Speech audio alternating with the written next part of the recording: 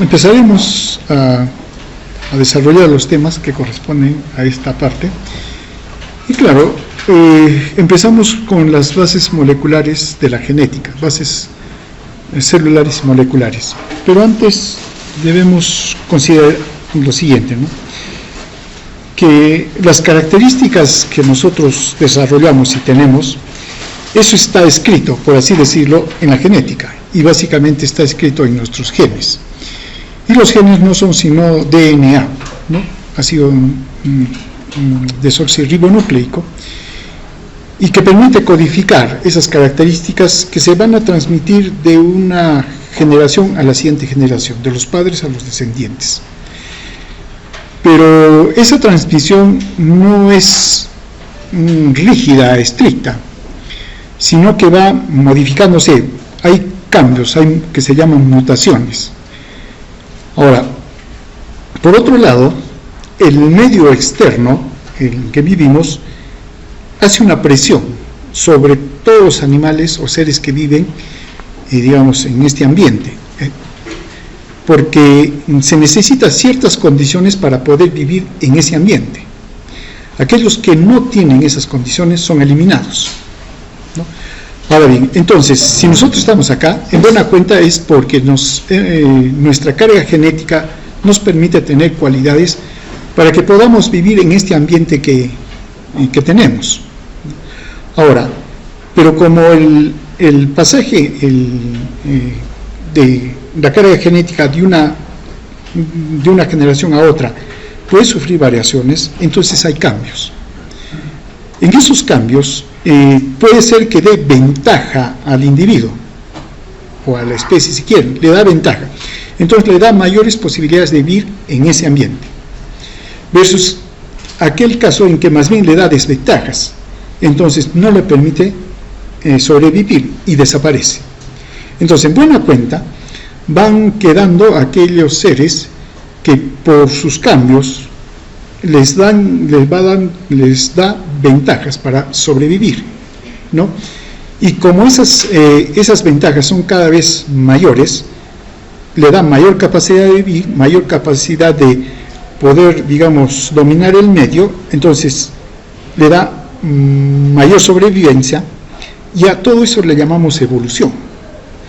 Nosotros hemos evolucionado hasta lo que somos, pero a partir de especies mucho más primitivas, y no somos los únicos. Hay cantidad de especies que han ido desarrollando y que actualmente seguimos en evolución. Claro que en el caso del hombre hay una particularidad por su cultura, ¿no? El resto de animales no lo tiene. Entonces, nuestra carga genética no es que haya aparecido con nosotros, se ha ido formando en nuestros antecesores, ¿no?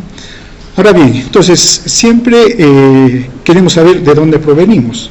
Y claro, hay toda una historia sobre la evolución del hombre y por lo tanto de su evolución en cuanto a su carga genética. En algún momento aparece el primer ser humano, el homínido. Claro que exactamente en qué momento es bien difícil determinarlo, pero bueno, todos estamos, la ciencia ahora sabe que derivamos de un tipo de marsupial que subió al árbol. Claro, si el hombre desciende del árbol, como dicen, ¿en qué momento subió? Claro, subió mucho anterior, un tipo de marsupial que fue evolucionando y luego bajó. Y cuando llega a la Tierra, el primer cambio que se considera que sí es clave para la evolución del hombre es la estación bípeda, el caminar en dos pies. Ese es clave, porque desde ese momento prácticamente ya empieza a desarrollar al ser humano, como lo conocemos, y uno de los antecesores anteriores es el Australopithecus, ¿no? Básicamente se tiene clara idea de que de ahí partimos por el Australopithecus afarensis. Habrán escuchado de Lucy, es un Australopithecus.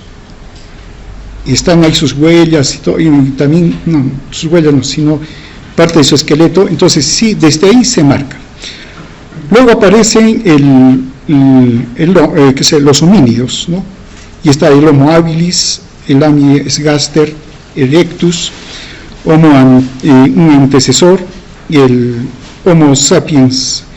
El Cro-Magnon es un Homo sapiens, ¿no? Y nosotros somos los Homo sapiens sapiens, ¿no? Pero, por ejemplo, acá no está. El que nos acompañó hasta el último fue Neandertal, los Neandertal.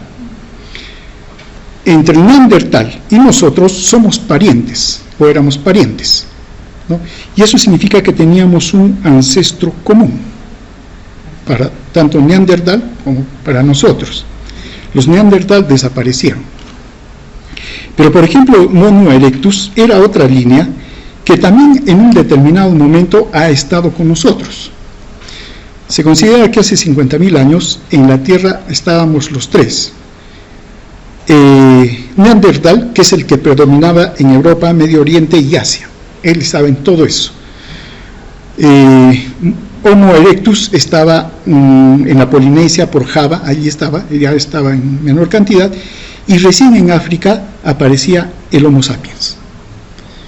Pero a los 20.000 años atrás ya solo quedó el Homo sapiens sapiens. Los demás desaparecieron.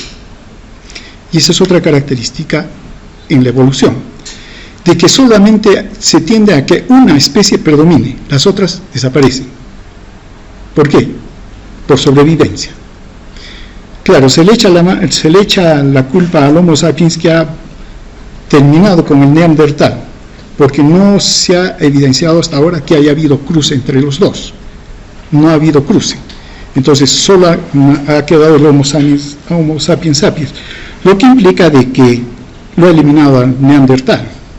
Por eso dicen, ¿no? Tenemos la mano manchada con sangre desde entonces.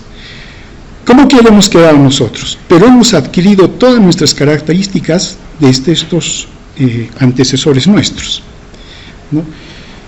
Y bueno, estos son las, digamos,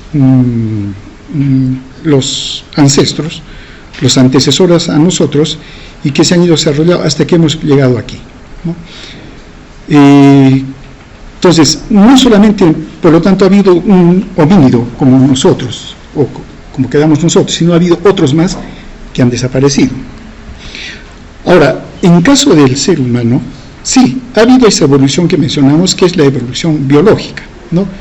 Y que sí da lugar a un conjunto de cambios biológicos, genéticos, ¿no? Y que van desarrollando los atributos, ¿no? De manera particular, ¿no? En cada especie.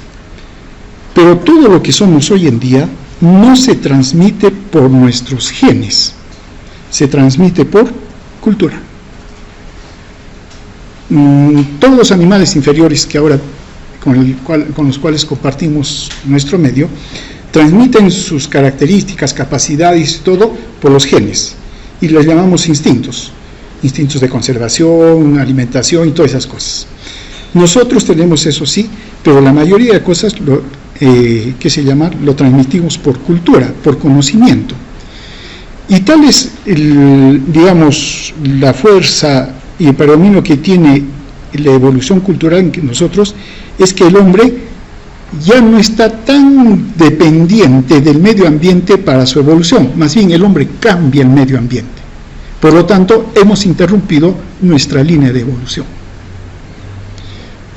Digamos, si por nuestras características biológicas solo podríamos vivir entre los trópicos, nada más, la temperatura es adecuada, pero ahora podemos vivir en los polos. Y no significa ningún cambio. ¿Por qué? Porque al ir a los polos modificamos nosotros nuestro ambiente, cosa que el resto de animales no lo puede hacer. Entonces, aquí enfrentamos un problema nosotros. Nosotros modificamos el ambiente, interrumpimos nuestra evolución, y la pregunta es, ¿hasta acá llegó nuestra evolución? Si eso fuera así, todo animal, especie que llega a su última escala de evolución, se especializa, el siguiente paso es la extinción. no hay más, sino todos los animales que están súper especializados, por ejemplo, sí, van a desaparecer si las condiciones rápidamente cambian. Por ejemplo, la gacela, ¿qué más? El leopardo. Ellos se han especializado en cazar, y cazar animales de velocidad también, ¿no? El leopardo, ellos están. Si desaparece su presa, ellos no tienen ya que comer, y si no tienen que comer, también desaparece. En nuestro caso, nos hemos ya especializado, hemos evolucionado, y como cambiamos nuestro medio, no nos da tiempo para hacer cambios en nuestros genes, y por lo tanto, si no cuidamos bien el medio ambiente, el siguiente paso es ya nuestra extinción. ¿Por qué? Porque ya estamos especializados y no podemos vivir en otro medio diferente. Ese es el riesgo que queremos. Entonces, en caso del ser humano, sí, el proceso de adaptación al medio ambiente nos ha servido todo, pero en este momento es más bien las condiciones culturales las que están predominando, y por lo tanto esto de la evolución está siendo interrumpida. Como quiera, nosotros tenemos todavía toda la carga genética que necesitamos conocer, ¿no? Ahora bien, la carga genética está escrito en el ácido desoxirribonucleico, en el DNA, y eso es lo que da lugar a lo que es hoy en día las bases moleculares de la herencia. Ustedes conocen a estos señores, ¿no? Que son los, digamos, que han ido los pioneros en ir formando esta teoría. Hoy en día esta teoría la conocemos como la herencia genética, ¿no?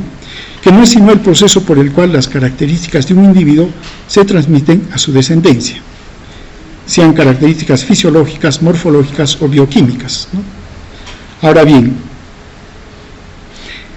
pero esta transmisión siempre está condicionada por las condiciones ambientales. Ahora bien, ¿dónde está escrito esa herencia? ¿Dónde estaba escrito? Siempre es la pregunta. Sí, está en el ácido ribonucleico, pero se ubica en el núcleo celular. Allí está. El DNA, excepto en la fase de mitosis o meiosis, nunca sale del núcleo. Está allí, no sale. Y más bien lo que sale, ¿qué cosa es? El RNA mensajero, o los RNA también, ¿no? Ribosómicos y todos ellos. Pero siempre está en el núcleo. Ahora bien, estas bases moleculares de la herencia es ese paso, bajo las condiciones que hemos mencionado, puede permitir el cambio, ¿no? Si el individuo, por efectos del medio ambiente, cambia físicamente durante su vida para adaptarse al medio ambiente, que eso es lo que hacemos nosotros, si adquirimos ese cambio, pero que ese cambio en un momento no lo tenían nuestros progenitores, es algo que adquirimos, ¿no? Ahora bien, si es un cambio bueno, entonces es un cambio que se va a repetir, y si se repite, se transmite. Si no se repite, se elimina. Entonces, esos cambios, primero físicos, etcétera, luego se transmiten al cambio genético, y entonces cuando ya hay cambio genético, ya hay herencia biológica. Cuando un cambio, una modificación por adaptación, llega a expresarse en los genes, entonces decimos que el individuo está adaptado. Nosotros no estamos adaptados a vivir en la altura, no lo estamos, porque no tenemos genes que nos permitan vivir aquí. Lo que sí nosotros tenemos son adaptaciones, entre comillas, físicas, químicas, biológicas o fisiológicas si quieren, pero que no se transmiten, ¿no? Por eso acá el hombre de altura sí vive, pero no está adaptado. Se le llama, está aclimatizado, nada más. Entonces no hay adaptación. A diferencia, por ejemplo, de los que viven en el Tíbet. Ellos sí están adaptados porque tienen genes que sí les permiten la sobrevivencia allí. nosotros todavía no. Claro, hay una gran diferencia en el tiempo que ha llegado el hombre al Tíbet y el tiempo que ha llegado acá al altiplano. Es mucho tiempo de diferencia. Entonces, a ellos sí les ha permitido tener características de adaptación. Acá todavía no se ha dado. Y también está difícil que se dé. ¿Por qué? Porque ya no hay comunidades cerradas. El que menos se va a la costa un tiempo y luego regresa, ¿no? Y entonces el efecto ambiental ya no es el mismo que hubiera sido si es que permanecería continuamente. Entonces, si estos cambios que se han adquirido se transmiten al gen, entonces eso va a transmitirse a la descendencia, ¿no? Y va a dar lugar a sucesivos cambios adaptativos, ¿no? Claro, cada vez mucho más complejos, pero también hacia una perfección. Muy bien, hubo este proyecto, que ya no es proyecto porque ya se ha cumplido, pero no fue solo por él, sino que por los antecesores, es que se identifica el sustrato físico, podemos llamarlo químico si quieren, de la herencia, y es el DNA. Y esa parte del DNA que codifica una determinada característica le llamamos el gen. Y lo que ha hecho el proyecto del genoma humano es mapear todos los genes. En buena cuenta, ha descifrado el código genético. ¿Y qué tenemos entonces? Que el código genético es un código químico que está en el DNA, en el núcleo, ¿no? Y que el núcleo y ese DNA en el núcleo se organiza. ¿En qué se organiza? Cromosomas, cromatines, cromátides. ¿En qué se organiza? En un núcleo, en célula de interfase. Cromosomas, cromatina, cromátide.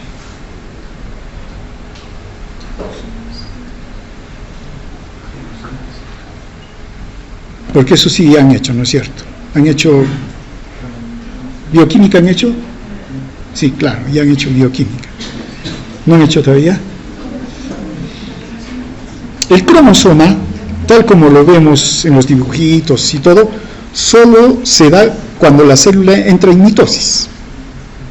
Así, ahí está el cromosoma. En ese estado, los genes no se expresan.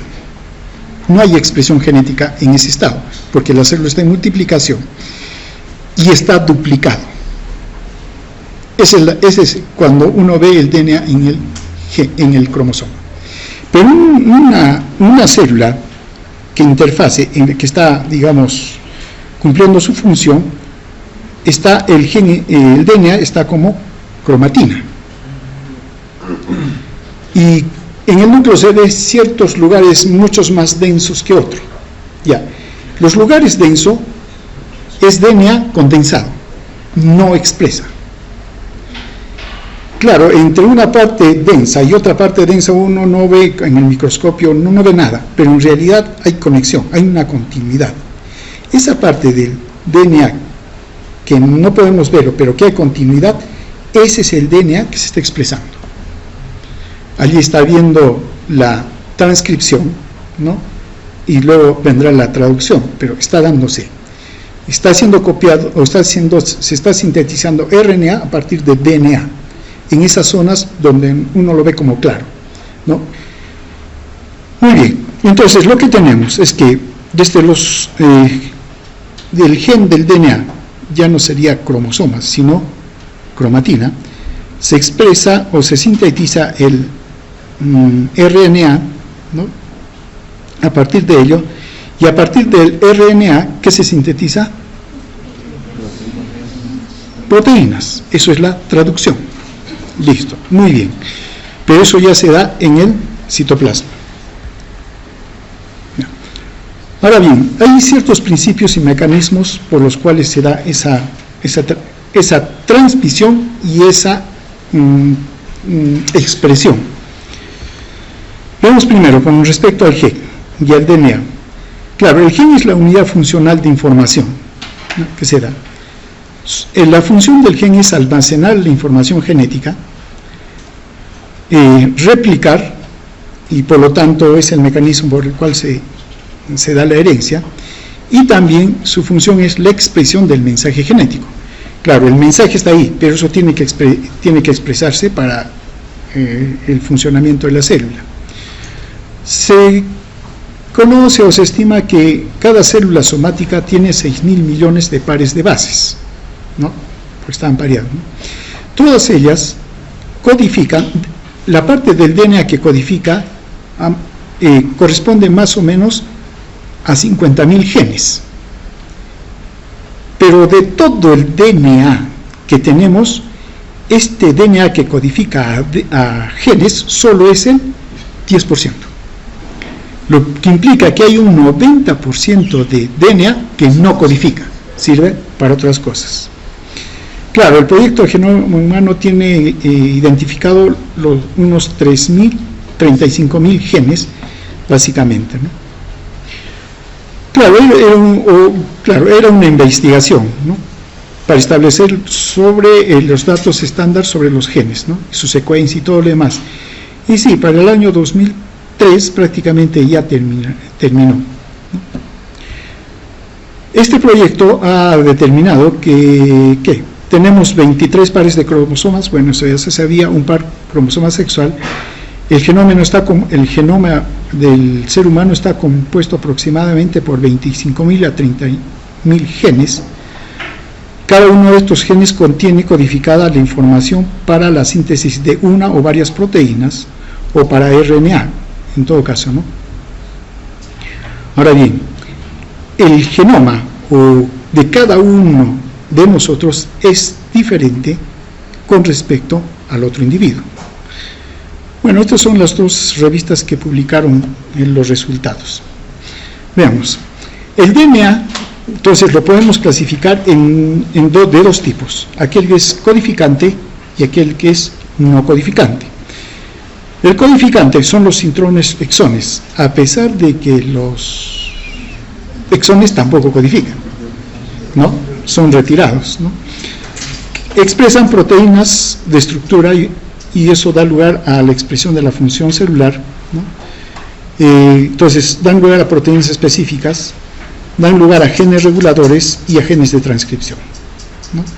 Ahora bien, son genes que tienen por función conservar las características, son por lo tanto específicos, ¿no?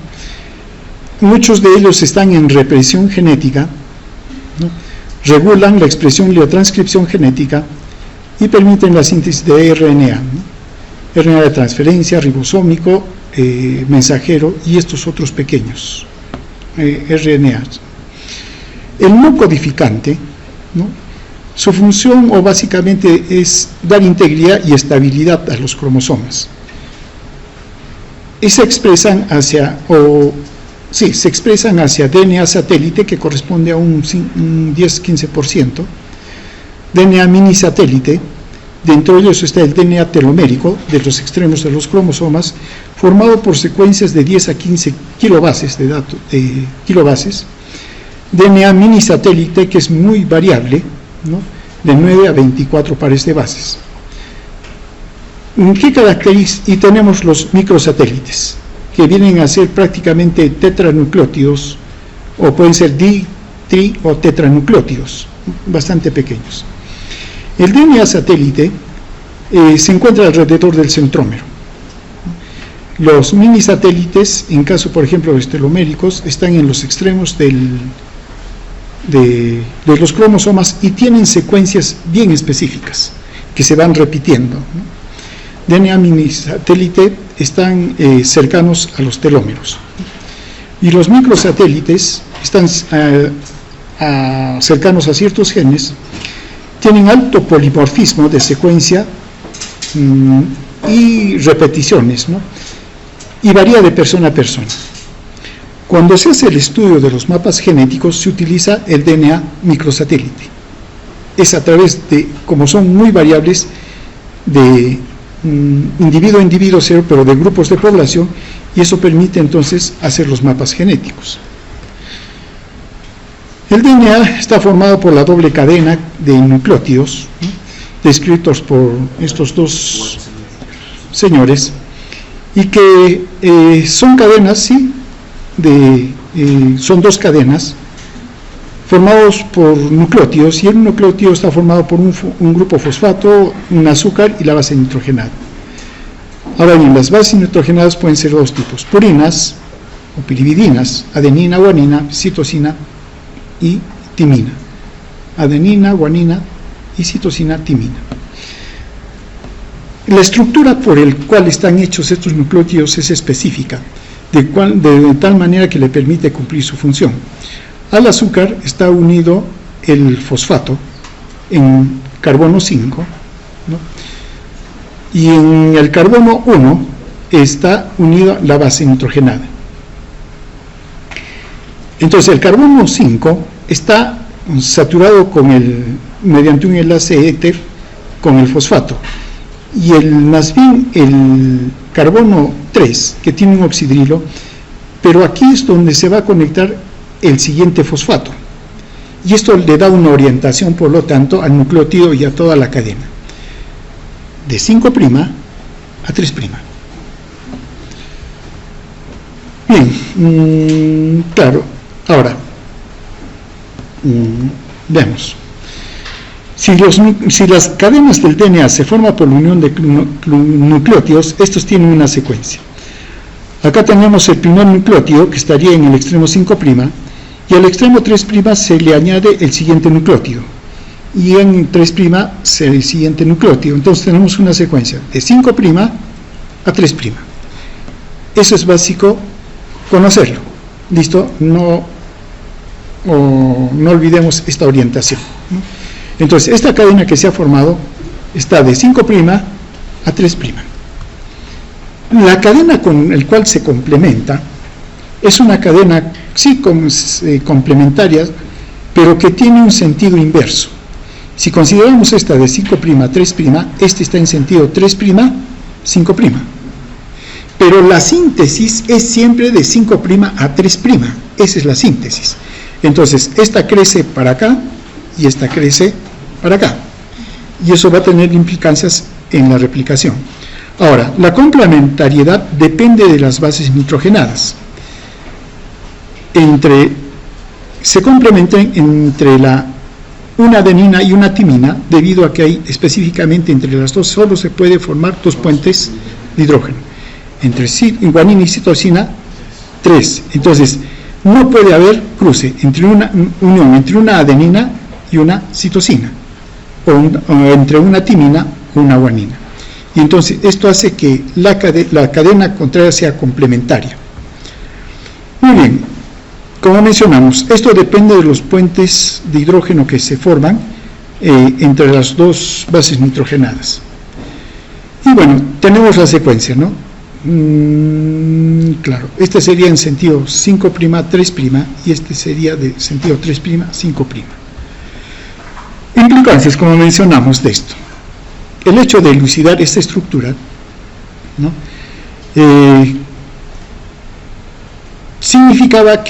Significa actualmente que era obvia la explicación por el cual puede ser duplicada o replicada y manteniendo la misma secuencia, ¿no? Ahora bien, también lo mismo. Si hay una secuencia de nucleótidos en el DNA, es lógico entonces que para la síntesis de una proteína, esa secuencia del DNA también determine la secuencia de los aminoácidos. Entonces, la secuencia de DNA en el código genético determina la secuencia de los aminoácidos en una proteína, y es específica o hay una relación directa entre ellas. Muy bien, ¿cómo se transmite esto? Claro, debe ser transmitido de una célula a otra célula. Y claro, ahí están el óvulo y el espermatozoide, ¿no? Que a pesar de que tienen tamaños diferentes, pero sus núcleos son aproximadamente el mismo tamaño. Y por lo tanto, vendrían a ser el DNA del óvulo y el espermatozoide los que permiten la transmisión. Y claro, en el proceso de describir la división y la multiplicación, aparecen la descripción de los cromosomas. Y como los cromosomas se forman en función a la cromatina de la célula y de manera específica con la especie, entonces los cromosomas están en un número y en una forma determinada para ese tipo particular de especie. En el caso de nosotros, nuestros 23 pares, ¿no? Ahora bien, entonces, a partir del comportamiento de los cromosomas en la división celular y en la comparación de los estudios de segregación genética, o sea, la transmisión, esto permite esbozar lo que se llama la teoría cromosómica de la herencia, ¿no? Desde el cromosoma, ¿no?, que no es sino DNA compactado, es que se va a, digamos, a tener el sustrato físico, ¿no?, de la carga genética. Y si desdoblamos al cromosoma, tenemos el DNA. Pero para eso el DNA debe estar organizado.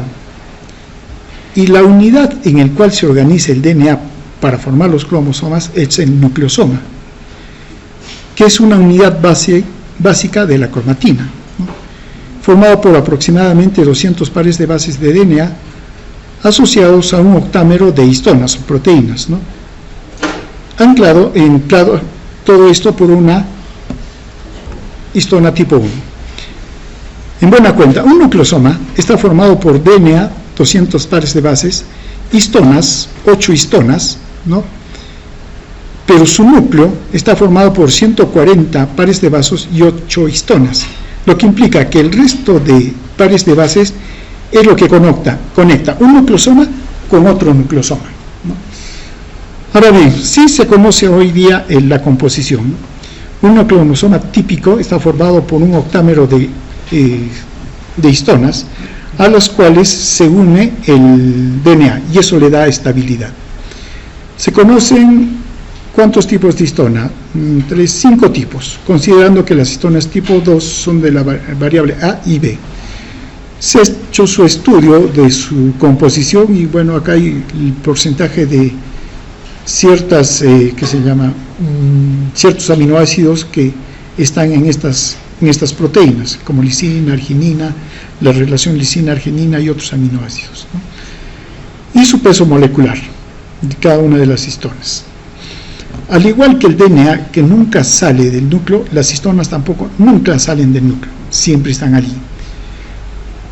Si por alguna razón salen al exterior, el sistema inmunitario los reconoce y los reconoce como extraños y los ataca.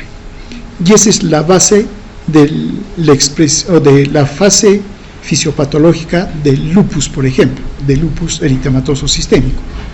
Por alguna razón, el núcleo se expuso, el sistema inmunitario lo detectó y empieza a atacar. Y cada vez que tiene acceso al DNA, a la histona, se activa el lupus. Ahora bien, los nucleosomas se van a organizar también en modelos, en vueltas que forman el modelo solenoide, que no son sino 6 nucleosomas que se dan una vuelta. Y esto luego se empaqueta para formar un paquete primero, el paquete de solenoide, y luego esto a través de bucle se va condensado y lo que tenemos al final son los cromosomas, tal como los vemos.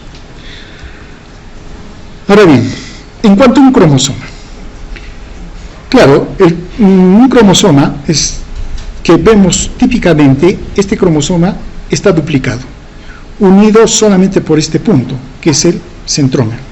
Entonces, los genes que están acá no son sino genes repetidos que están aquí. Y como el cromosoma solamente lo vemos en la fase de multiplicación, en la metafase, entonces justo está en multiplicación la célula, ¿no? Y la carga genética que va de una cromátide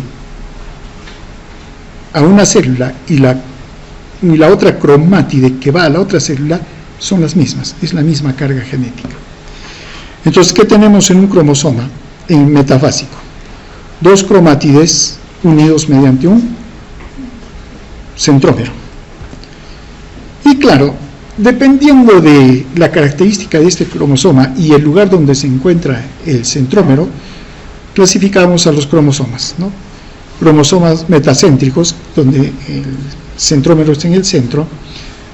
Claro, hay submetacéntricos, donde uno de los lados es mayor. Está el acrocéntrico, que vendría a ser que está a un lado básicamente, y están los telocéntricos, que están en un extremo, y prácticamente no hay otro brazo, ¿no? Entonces, en un cromosoma tenemos el centrómero, los brazos, ¿no? Un brazo pequeño, digamos, un brazo largo, dos cromátides, que vendrían a ser los telómeros, que son los extremos de las cromátides, ¿no? Eso, por ejemplo, para describirlos. Ahora, ¿cómo se denotan, cómo se describe la ubicación de un gen dentro de un cromosoma? Hay una, digamos, una forma de hacerlo. Los cromosomas están clasificados, dependiendo de su forma y la ubicación de su centrómero, en ¿cuántos grupos? A, B, C, D, E, F, G. ¿Cuánto sería A, B, C, D, E? 6, 7. 7 grupos, ¿no? Y aparte están los cromosomas sexuales. Y tienen una numeración del 1 al 22, y los cromosomas sexuales no se les denomina por número, sino por su característica, X o Y. Entonces, ¿qué tenemos? Cuando uno va a determinar la ubicación de un gen en un cromosoma, lo primero que nombra es el cromosoma, en este caso 11. ¿Y en qué brazo está? Si está en el brazo pequeño o en el brazo largo. Si es brazo pequeño, P. Si es brazo largo, Q, ¿no? Y listo. Y luego están divididos los brazos en regiones y en bandas. Por ejemplo, este es el brazo largo del cromosoma 11 y tiene dos regiones, región 1, región 2. Y luego está dividido en bandas. La región 2 tiene 1, 2, 3 bandas. Entonces, uno denomina la ubicación del gen primero con el cromosoma 11, brazo pequeño, que vendría a ser este. En la región 1, que vendría a ser este, sí, solamente tiene una región, nada más tiene una región. Y en la banda 1, entonces aquí está ubicado.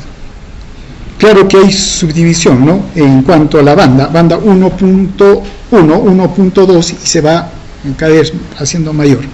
Entonces, es la manera en que uno ubica a un gen en un determinado cromosoma, ¿no? Y esta es, digamos, una terminología que se utiliza de manera universal, tomando en cuenta